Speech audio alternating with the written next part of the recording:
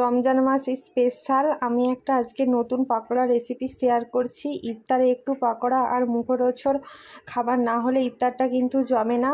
আজকে আমি ব্রোকলির পকোড়া বানাবো। এই প্রসেসে আপনারা একবার ব্রোকলির পকোড়া ইফতারের জন্য বানাবেন, খেতে কিন্তু খুবই টেস্টি হয় আর মুচমুচে। আসসালামু আলাইকুম গাইস, স্বপ্নাস কিচেনে সবাইকে স্বাগত। চলুন তাহলে পকোড়া রেসিপিটা শুরু করি।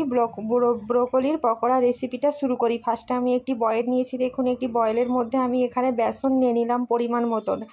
বেসনের মধ্যে কি কি উপকরণ দিলাম দেখুন। দিয়ে দিলাম 1 টেবিল চামচ হলুদ গুঁড়ো, 1 টেবিল চামচ লঙ্কা গুঁড়ো দিলাম, পরিমাণ মতো লবণ দিলাম। আমি এখানে লঙ্কা গুঁড়োর পরিমাণটা একটু বেশি পরে বাড়িয়ে নিয়েছিলাম। আপনারা একটু যদি বেশি ঝাল খেতে পছন্দ করেন তো লঙ্কা গুঁড়োর পরিমাণটা বাড়িয়ে নেবেন। এখানে দিয়ে দিলাম 1 টেবিল চামচ ভর্তি করে ভাজা জিরে আর ধনিয়ার গুঁড়ো দিয়ে দিলাম। 1/2 টেবিল চামচ দিলাম বেকিং সোডা দিলাম, আর দিলাম গোটা জিরে, আর এখানে 1/2 টেবিল চামচের মতন খেজুর গুড় দিলাম। এই প্রসেসে আপনারা একবার পাকোড়া বানাবেন, খেতে কিন্তু খুবই টেস্টি হয়। আর 1 টেবিল চামচ দিয়ে দিলাম আদা রসুনের পেস্ট। শুকনো উপকরণগুলোকে আগে খুব ভালোভাবে হাত দিয়ে আমি মিশিয়ে নিচ্ছি দেখুন। দিয়ে সামান্য জল দিলাম। জল দিয়ে একটা ব্যাটার বানিয়ে নেব। জলটা কিন্তু একবার দিতে যাবেন না, অল্প অল্প জল দিয়ে কিন্তু বেসনের এই ব্যাটারটা বানিয়ে নিতে হবে। দেখুন, আমি অল্প অল্প জল দিয়ে বেসনের ব্যাটারটা বানিয়ে নিয়েছি। বেসনের ব্যাটারটা ওপর থেকে ঠিক এরকম যখন ছাড়া ছাড়া ভাব হয়ে আসবে, আমি আপনাদেরকে দেখাচ্ছি। দেখুন, বেসনের এই ব্যাটারটা ঠিক এরকমভাবে বানিয়ে নিতে হবে। এদিকে আমি দেখুন ঠিক এইভাবে ছোট ছোট পিস পিস করে কেটে নিয়েছি।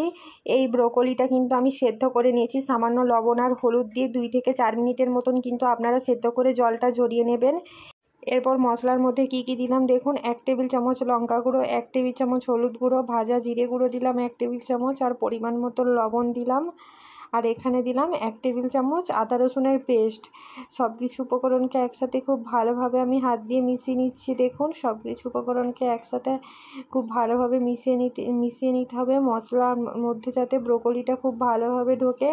তারপর দেখুন, এদিকে আমি বেসনের ব্যাটারটা নিলাম আর একটা ব্রোকলি নিলাম। ফার্স্টে একবার ব্রোকলিটা বেসনের ব্যাটারের মধ্যে খুব ভালোভাবে ডুবিয়ে নিতে হবে দেখুন। তারপর আমি একবার ঝরিয়ে নিলাম দেখুন বেসনের ব্যাটারটা। তারপর আমি আরও একবার বেসনের ব্যাটারটা ডুবিয়ে নিলাম। এদিকে আমি কড়াইতে তেল গরম করতে দিয়েছিলাম। গরম তেলের মধ্যে পাকোড়াগুলো ছেড়ে দিচ্ছি দেখুন। এইভাবে আমি ঠিক প্রত্যেকটা পকোড়া ছেড়ে দিলাম দেখুন। ভিডিওটি কেমন লাগছে কমেন্টে জানাতে কিন্তু অবশ্যই ভুলবেন না। আর ভিডিওটি ভালো লাগলে অবশ্যই একটি লাইক, কমেন্ট, শেয়ার, সাবস্ক্রাইব করে দেবেন। দেখুন বন্ধুরা, আমি পাকোড়াগুলো ছেড়ে দিয়েছি। পকোড়ার একদিকটা হয়ে গেছে, আমি খুন্তি দিয়ে উল্টে নিলাম দেখুন বন্ধুরা। ঠিক এইভাবে লাল লাল করে আমি পকোড়াগুলো ভেজে নিচ্ছি। আর গ্যাসের আঁচটা কিন্তু একদম লো আঁচে রেখে পাকোড়াগুলো ভেজে নেবেন। দেখুন, পাকোড়াগুলো আমার ভাজা হয়ে গেছে, তেল ঝরিয়ে আমি তুলে নেব। দেখুন বন্ধুরা, পাকোড়াগুলো কিন্তু আমি তুলে নিচ্ছি। ভিডিওটি কেমন লাগলো কমেন্টে জানাতে কিন্তু অবশ্যই ভুলবেন না। আমার চ্যানেলে যদি নতুন হয়ে থাকেন, চ্যানেলটি কিন্তু অবশ্যই সাবস্ক্রাইব করে দেবেন বন্ধুরা। আমি তেল ঝরিয়ে পাকোড়াগুলো তুলে নিলাম। এভাবে আমি প্রত্যেকটা পাকোড়া বানিয়ে নিয়েছি দেখুন।